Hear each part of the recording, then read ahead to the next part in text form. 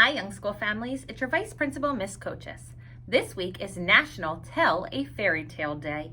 When I was a classroom teacher, two of my favorite things were to read fairy tales and to write fairy tales. I love writing. Today, I'm going to share with you a very classic fairy tale that you may have heard before. The title is The Three Bears.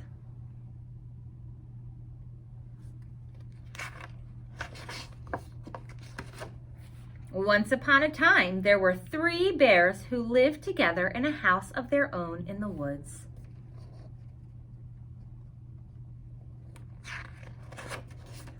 One of them was a little wee bear, one was a middle-sized bear, and the other was a great big bear. They each had a bowl for their porridge. The little wee bear had a little wee bowl. The middle-sized bear had a middle-sized bowl. And the great big bear had a great big bowl. They each had a chair to sit in. The little wee bear had a little wee chair. The middle-sized bear had a middle-sized chair. And the great big bear had a great big chair. And they each had a bed to sleep in. Can you guess the sizes of their beds?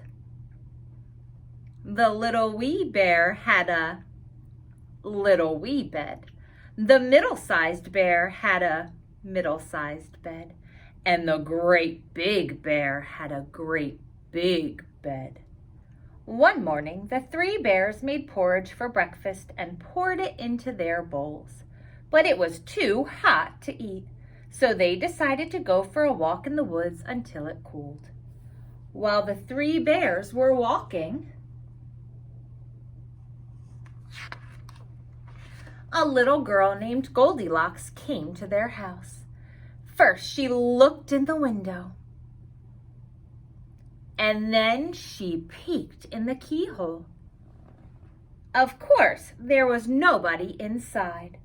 Goldilocks turned the handle of the door. Do you think she's going to be able to get in? The door was not locked because the three bears were trusting bears. They did no one any harm and never thought anyone would harm them. So Goldilocks opened the door and went right in. There was the porridge on the table. It smelled very, very good. Goldilocks didn't stop to think whose porridge it was. She went straight to it. Do you think Goldilocks should have gone into a stranger's house? Do you think that she should eat something that doesn't belong to her? Somebody needs to talk to Goldilocks about making good choices. First, she tasted the porridge of the great big bear, but it was too hot. Then she tasted the porridge of the middle-sized bear, but it was too cold. Then she tasted the porridge of the little wee bear. It was neither too hot nor too cold, but just right. Goldilocks liked it so much that she ate it all up. Then Goldilocks went into the parlor to see what else she could find.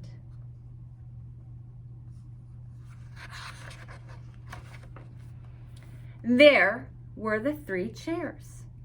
First, she sat down in the chair of the great big bear, but it was too hard.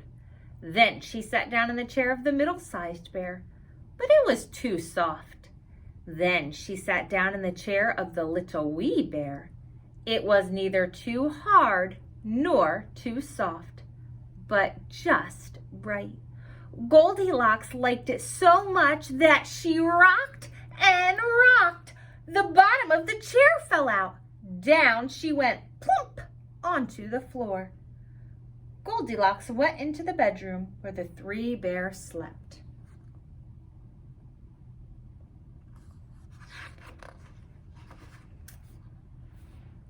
First, she lay down upon the bed of the great big bear, but it was too high at the head for her.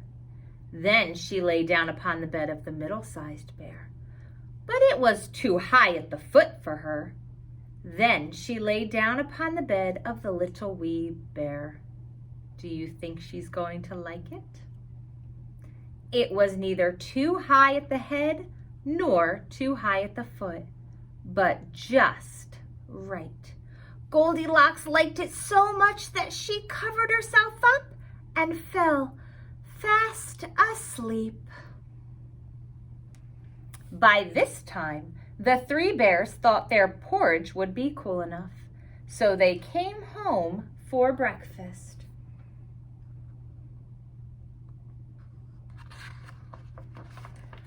Goldilocks had left the spoon of the great big bear in his porridge bowl. He noticed it first thing. "Somebody has been tasting my porridge," said the great big bear in his great big voice.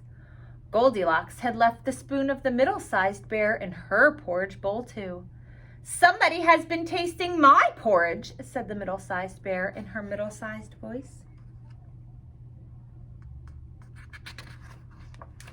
Then the little wee bear looked at his bowl. "Somebody has been tasting my porridge and has eaten it all up," cried the little wee bear in his little wee voice. The three bears went into the parlor. Goldilocks had left the cushion crooked in the chair of the great big bear. He noticed first thing.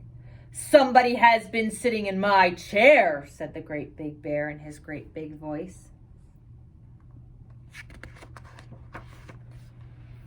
Goldilocks had squashed down the cushion in the chair of the middle-sized bear. "Somebody has been sitting in my chair," said the middle-sized bear in her middle-sized voice. Then the little wee bear looked at his chair. "Somebody has been sitting in my chair and sat right through it," cried the little wee bear in his little wee voice. The three bears went into the bedroom. Who were they going to find there?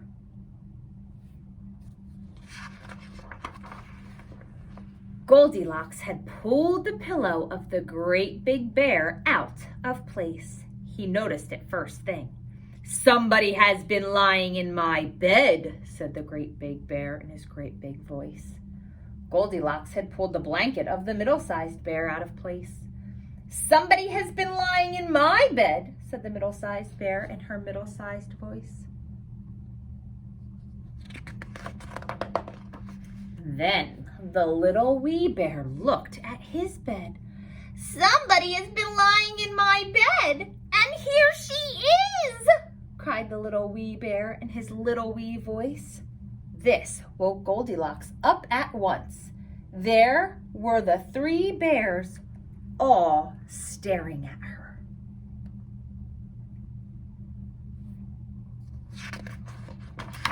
Goldilocks was so frightened that she tumbled out of bed and ran to the open window. Out she jumped, and she ran away as fast as she could, never looking behind her.